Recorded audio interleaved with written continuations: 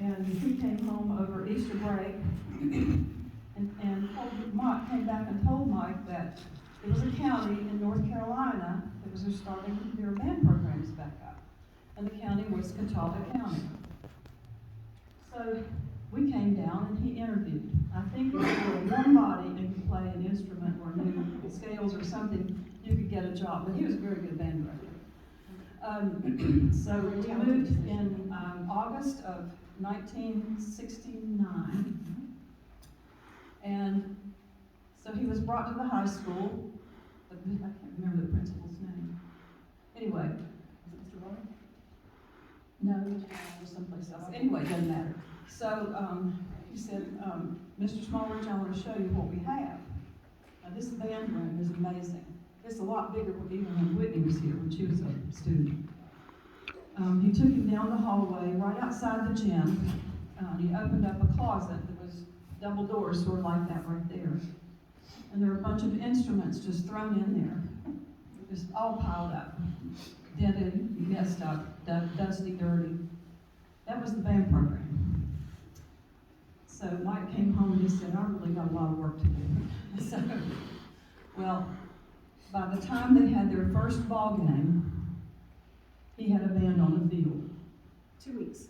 2 weeks, he had 2 weeks. He had some kids that had taken instruments, had taken band lessons or instrument lessons other places, and had learned how to play their instrument. They had what, we say 29, 30? 29, 30. And you're starting back a program that has kind of had the... We're at 40, yeah. Because of COVID, so you could probably relate to what Mike was going through, but he had no band room. So they practiced out in the hallway of the gym every afternoon and put those instruments back in that little closet. That was their band room for quite a while. So the second year, they did, I think the first year they formed a band boosters group, and that group was really on fire. They designed new band uniforms, and I'm really sad that I can't look around and see one of those helmets. It's like one of those right here. Do you have one here? It's like this one back here that looked like the USC Trojan helmets. They were beautiful. They were bright, shiny, brass looking. They must have weighed a ton. I don't know. Brush. I remember seeing one here when I was in high school, but I've not come across one since. Yeah, it's a shame that they didn't keep one of those. But they really looked sharp on the field. And they sounded good, too. Sounded very good. Mike was just here for 2 years. 3 years, excuse me. She's my memory. At that time, teachers, I was teaching in Newton Conover City Schools. Teachers were only on 9 months, and you couldn't get paid in the summertime. So he decided to go into something where he could have a year-round income. And he did different things. He ended up being a truck driver. And it was because of that he lost his life. Whitney was just 11 years old, and her brother, Michael, was 6 years old. And it was a horrible time in our lives. But out of that, my daughter, I'm going to let her tell you about her time here at Dandy's. Her brother went to Maiden. Oh, sorry. Just know there's bad blood between us. He wanted to play football for Tom Brown. He got to do that, so I'm sorry. Her children, both boys, fine musicians. Her youngest is a sophomore at UNC Charlotte right now, percussion major. And he is percussion instructor. No way. Yes, just got the job. Yeah. I just saw that you teach there. Where he came from, my grandson's a percussion instructor. So it kind of runs through our veins. But pulling up out here, and we've talked about it 2 or 3 times in the last couple of months about coming here. This is really a sweet time for us, and we really appreciate it as a family. Band directing is what Mike should have just stayed doing. That was part of his soul. I always felt like he sold his soul when he stopped band directing because he had a gift. But that first ball game, 2 weeks after he got the job, they were on the field. So that's our story. And I'll let Whitney talk with it. You'll have to shut me up. I can go on for a long time about this. Okay. Dr. Mayer's here.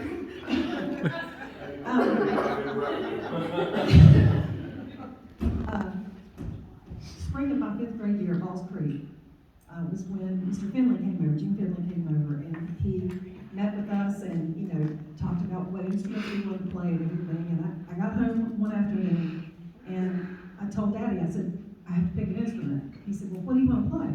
I said, flute. He goes, you can get flute players a dime a dozen. He said, what else do you want to play? And I went, drums? Oh my gosh, you can get drummers a dime a dozen. I said, well, what should I play? He goes, trumpet. Like, he didn't even hesitate. I went, okay, trumpet it is. His principal instrument was trombone, and he was a very, very talented musician. There wasn't anything he couldn't play. So I started middle school with Mr. Finley at Tuttle, and that was August, and September 23rd was when he died. So a month in, and I was so excited, so proud. We played, music. I'm Mike Smallridge's daughter, and I'm playing music, And that was pretty devastating for me. But band became such an important part of my life, especially when I got here. Harp was my dad's successor, and as we talked, this was his only career from beginning to end, and then he retired. And kids loved to tease me and call Harp my dad, because I kind of treat him that way. I'm like, you took Dad's place. And I've always said for decades, I would have stood on my head and gargled peanut butter for that man, because I absolutely adored him, and there was nothing I would not do for this band program. And even more recently, in the last number of years, I even reached out to the county office about some of the band directors I wasn't happy with, because I felt like what they were doing was disgracing the program that my dad started.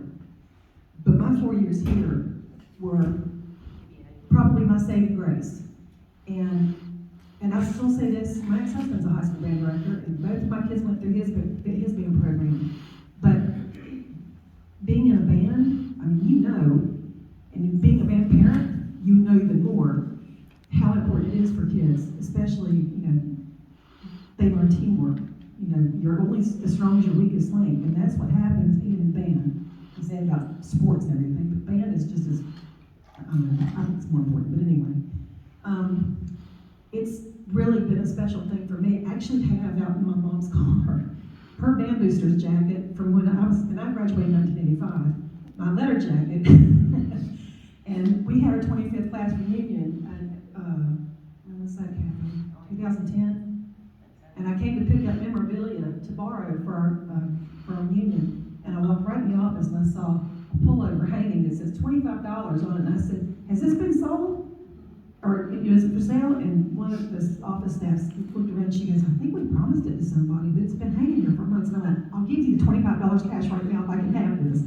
That's how important this program is to me. And, if I can be here to support, I'm in Sandy Ridge 2 hours away, but if I can be here to support at any time, you always can reach out to me. Catherine knows how to find me. We'll connect. You'll know how to find me too. It was so important to me. When I was in band, I played trumpet. Well, I played trumpet, French horn, and percussion during marching and concert seasons. And I was just sharing a story earlier that I wanted to be color guard. I wanted to twirl a rifle like crazy. And Harp said, nope. I said, why not? He goes, because you play a brass instrument. That was the end of it. I was like, okay.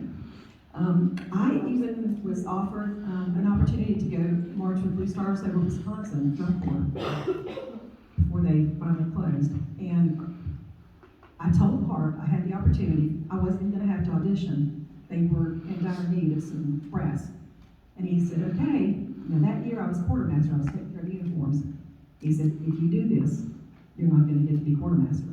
I went, okay. And I didn't go. I can't stress enough how important this program was to me. And I still have the best friends. Catherine's one of my very best friends. We've known each other since elementary school. And there's a strong connection with all of us that will never go away. Will never go away. And I just want to say thank you all for having this and for starting this association. Matthew, thank you. Because this is going to build a lot of great memories, and we're going to have more people. When they graduate, they're going to want to stay connected too.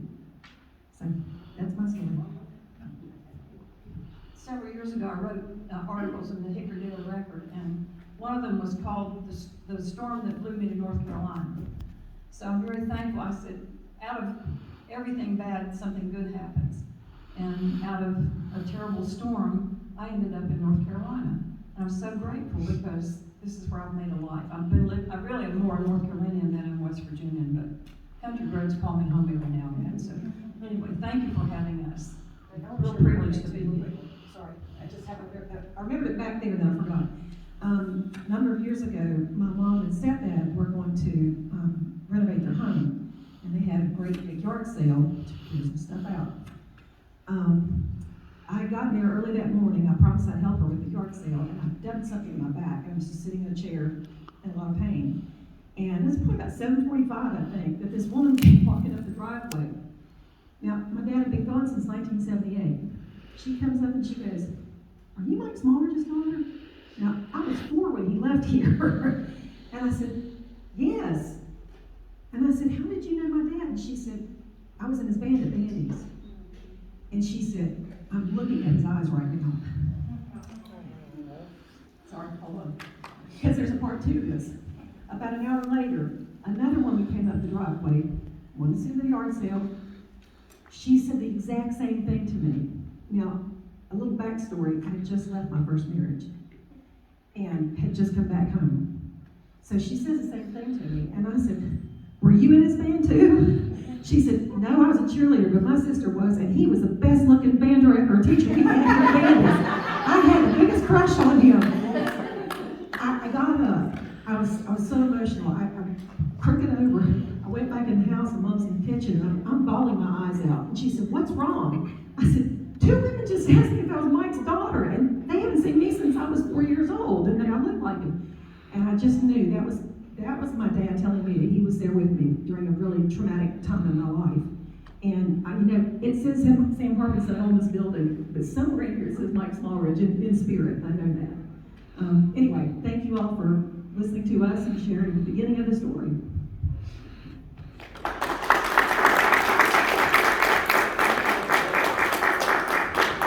Thank you guys so much.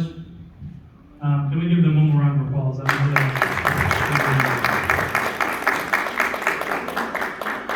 Before you head back to your seat, can I have you join me back up here really fast? Both of you. Yes. there's an all. It will likely. Before I do say anything else, I need to introduce one more person. You found one of those helmets. No. Over here, she's been hanging out with us for a little while. This is Miss Leslie McIntosh. She's our assistant principal and in charge of the arts here. So give her a round of applause for being here. She's also a Bandy's alumni. There's great irony in the fact that I know the arts because I took band at Catawba and graduated with Billy Harbinson. Oh, yeah. Sam was very excited when I hung up the clarinet and he donned the basketball shoes because I couldn't. It was so bad. But you're exactly right. I think it's most important kids find their place. Sheffield, Banner, they gotta find their place. And there's been a lot of kids find their place here. Some of my very best friends found their place here. So what your husband and your dad started is in great hands. Oh, we believe that already. Absolutely. Yeah. I just told my daughter that. I said, I really feel good about what you're doing. And if that jazz band is any indication. Yeah. And I'll tell you, I love that music. that is Never 30 got to play minutes a it day. here. Right. I don't know how much they explain to y'all, but we haven't had a jazz band in a while. That's 30 minutes a day, and probably when you break it down, it's probably more like 15 or 20. Yeah, by the time we And I was in here a couple weeks ago and was blown away, and they already sound like amazing, you know, better. And I thought they were awesome then. So I'm excited too. There's a buzz, and it's just there's a vibe, and it's different. I spoke to the pet band today, and I said, our band's going to do their show tonight for the first time after the game. And they said, "Okay, do we need to stay around?" Yes, you do. And so we were very excited. We're trying to have some cool special effects tonight, dude. So we're feeling more like a family again, and it's nice. So thank y'all for coming. You're always welcome. Thanks. Yeah, thank you. I'm gonna keep you up here too. Because we have something really special. Bandy's High School and the Bandy's High Band Alumni Association would like to dedicate a plaque in Mike's honor to be placed in the band room, because, as you said, his spirit is here, and his legacy is something that started us, and the reason that every single person here is here, and hundreds more have gotten to experience it. So, on behalf of Bandy's High School and the Bandy's High Band Association, sorry, we'd like to present a plaque in Mike's honor. He had to whisper that in my ear, because I wouldn't know to say that. Well, and I pride myself on knowing Andy's history, and I did not know that. I actually know your brother through a friend. I thought that might be, but I wasn't sure. I think I know his weightlifting days. Yes. But I'm so thankful that now I know this story, and when people ask, I can share it too. So for anybody that's curious what it says Bandy's High School and the Bandy's High Band Alumni Association dedicate this plaque to the enduring memory of Mike Smallridge, first director of the Bandy's High School Band. His love of music and vision for the Bandy's High School in 1969 was the foundation for the march and trophy band that we have today, dedicated on October 16th, 2021. Thank you all so much.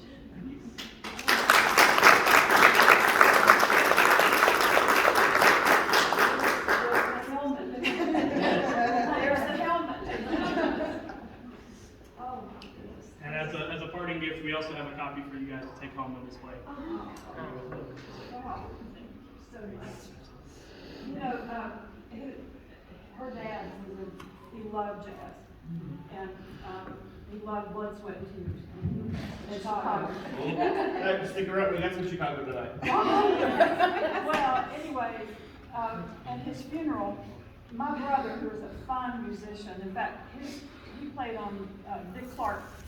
Remember the bandstand? Y'all are too young. Well, in that year, yes. And my brother's band, they were called the Rondells. And they had the distinction of being the only band to ever play on play live. They did the rest of them did lip sync. I'm not telling the story. You know that we okay band is published musician. Oh, okay, all right. So I'm sorry, I'm old. Back at the house. That's what happens when you're 77. At Mike's funeral, I had told my brother, I want you to play Fire and Rain and God Bless the Child. And and this is Baptist church. And so my brother could improvise in such a way that you never knew what was going on. He played the two most beautiful arrangements of those two pieces of music. And I slipped in the back, because the family doesn't get to hear all that. And I just listened, and I was just, I thought, Mike's going, yes. And anyway, I had more people come up to me later and go, oh, the music at your husband's funeral was just absolutely breathtaking. I thought, you only knew. But and his grandsons are big, well, especially the one in Charlotte is a huge jazz fan, so it runs in the family. Thank you so much. What a special thing. We'll have to fight over which Well, she had his whistle that he talked with. Yeah.